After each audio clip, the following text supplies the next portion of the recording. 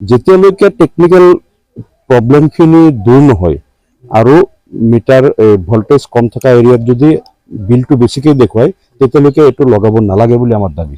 কাৰণ কথা হ'ল ৰাইজে যাতে কোনো পধ্যেই অতিৰিক্ত মাচুল ভৰিব নালাগে। দুৰ্নীতিৰ বিৰুদ্ধে শূন্য সহনশীলতা, জিৰ' টলাৰেঞ্চ এগেইনষ্ট কৰাপশ্যন, এইটো কেৱল মুখত থাকিলেই নহ'ব, আপোনালোকে এইটো কাৰ্যক্ষেত্ৰত দেখুৱাই দিয়ক আৰু অসমখনক দুৰ্নীতিমুক্ত এখন ৰাজ্য হিচাপে গঢ়ি দেখুৱাই দিয়ক।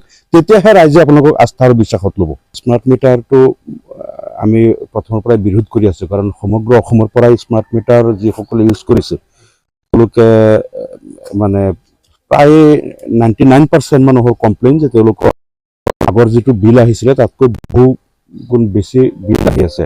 আৰু এইটো মই আনকি আমাৰ SGM, DGM বা আমাৰ SD তেওঁলোকৰ লগত মই আলোচনা কৰিলোঁ। তেওঁলোকে এটা কথা স্বীকাৰ কৰিছে যে ক'ৰবাত যদি ভল্টেজ কম থাকে তেনেহ'লে তাত স্মাৰ্ট মিটাৰখন যিহেতু ফ'ৰ্চফুলি ঘূৰাব লগা হয়, গতিকে সেই বিলটো এক্সেছকৈ আহে। আৰু ভল্টেজ যদি চাফিচিয়েণ্ট থাকে তেনেহ'লে বিল কম আহে, তেওঁলোকে এনেকৈ কৈছে।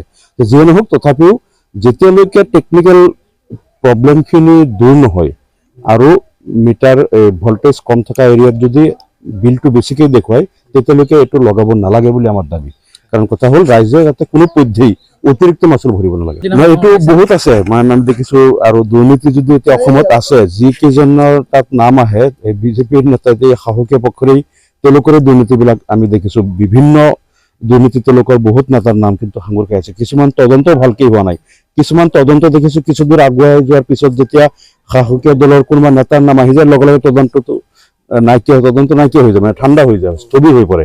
গতিকে এই কথাবিলাক আমি চৰকাৰক এটা কথাই ক'ম যে দুৰ্নীতিৰ বিৰুদ্ধে শূন্য সহনশীলতা, জিৰ' টলাৰেঞ্চ এগেইনষ্ট কৰাপশ্যন, এইটো কেৱল মুখত থাকিলেই নহ'ব, আপোনালোকে এইটো কাৰ্যক্ষেত্ৰত দেখুৱাই দিয়ক আৰু অসমখনক দুৰ্নীতিমুক্ত এখন ৰাজ্য হিচাপে গঢ়ি দেখুৱাই দিয়ক।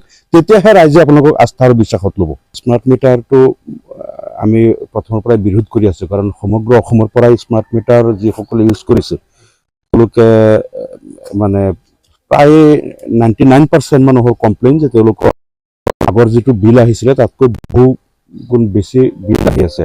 আৰু এইটো মই আনকি আমাৰ SGM, DGM বা আমাৰ SD তেওঁলোকৰ লগত মই আলোচনা কৰিলোঁ।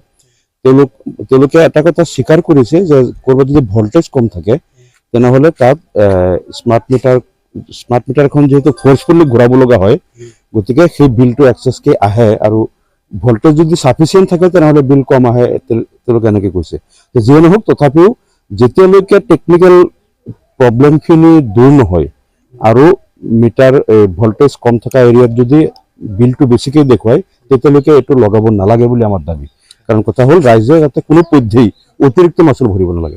এইটো বহুত আছে, মই দেখিছোঁ। আৰু দুৰ্নীতি যদি এতিয়া অসমত আছে, যিকেইজনৰ তাত নাম আহে বিজেপিৰ নেতা, শাসকীয় পক্ষৰেই তেওঁলোকৰে দুৰ্নীতিবিলাক আমি দেখিছোঁ। বিভিন্ন দুৰ্নীতি তেওঁলোকৰ বহুত নেতাৰ নাম কিন্তু সাঙুৰ খাই আছে। কিছুমান তদন্ত ভালকৈ হোৱা নাই, কিছুমান তদন্ত দেখিছোঁ কিছুদূৰ আগুৱাই যোৱাৰ পিছত যেতিয়া শাসকীয় দলৰ কোনোবা নেতাৰ নাম আহি যায় লগে লগে তদন্ত নাইকিয়া হৈ যায়, মানে ঠাণ্ডা হৈ যায়, স্থবিৰ হৈ পৰে।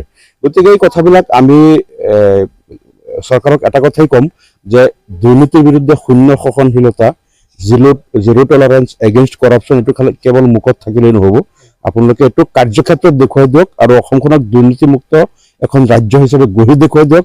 তেতিয়াহে ৰাইজে আপোনালোকক আস্থা আৰু বিশ্বাসত ল'ব।